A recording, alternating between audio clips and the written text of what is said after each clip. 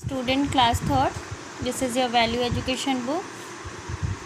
Our first chapter is running, chapter 1 prayer. As you already know about this, this page is completed. So today we will read page number 6, value education book, page number 6. Okay, shall we start? Okay. People go to different places to pray according to their religions. The Hindus go to temple, Muslims pray in mosques, the Christians go to churches, and the Sikh visit gurudwaras. However, God is present everywhere. We can pray to God anywhere, even in our own room at home. We can even sit on a chair and pray to Him. The most important thing is not how we pray, but that we do pray. God is pleased to hear us. We can pray to God at any time. We can pray whenever we need to. However, it is always good to start as well as end the day with a small prayer to God. अब देखिए, people अलग अलग जो people होते हैं, अलग अलग लोग अलग अलग डिफरेंट रिलीजन प्लेसेस पर जाते हैं.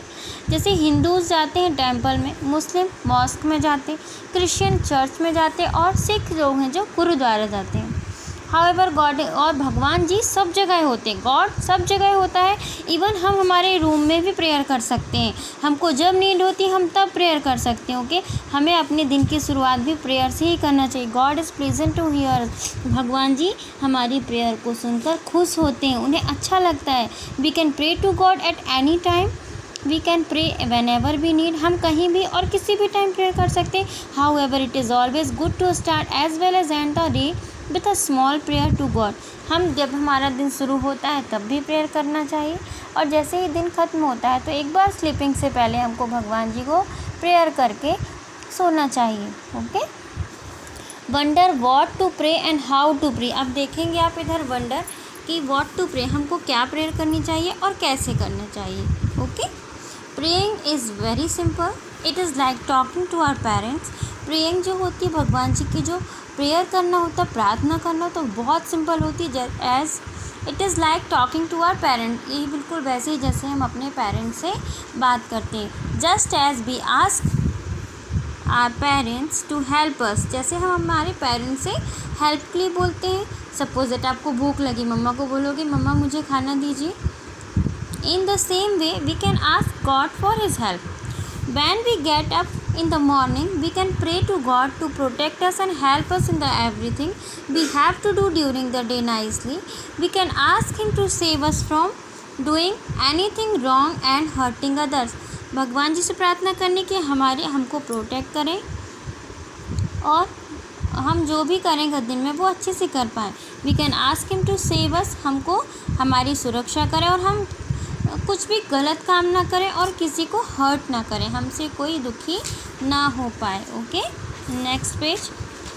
Before eating we should thank him for the food that he has given to us to do eat. At the end of the day before going to bed we can thank God for all the good things that he gave us during the day and ask for his blessings. Okay. It means आपको भगवान जी before eating, खाने से पहले thank you बोलना है भगवान जी को, क्योंकि उन्होंने हमको खाने के लिए दिया. उन्होंने फूड हमको दिया जिससे हम खा पा रहे हैं. एट द एंड और जब दिन एंड होता है, डे जब एंड होता है, हम जब बेड में जाते हैं, we before going to bed we also thank God. Okay. और उनकी ब्लेसिंग्स के लिए, उनके आशीर्वाद के लिए हमें भगवान जी को थैंक यू बोलना है.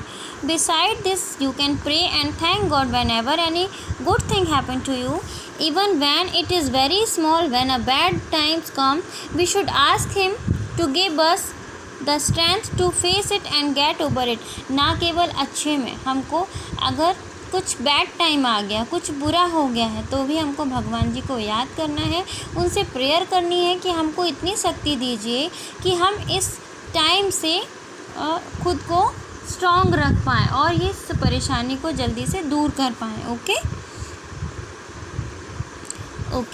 तो आज की रीडिंग हम इतनी ही करेंगे। अब ये आगे की रीडिंग हम नेक्स्ट क्लास में करेंगे।